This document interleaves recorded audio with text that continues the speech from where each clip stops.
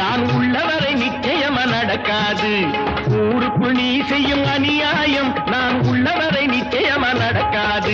நான் நெருப்பில் நடப்பவன்டா, ஆனா நீதிக்கு பயந்தவன்டா. தர்மத்தை அழிக்க வந்தா என்னை தந்தேன்னு காப்பவன்டா, உயிரை தந்தேன்னு காப்பவன்டா.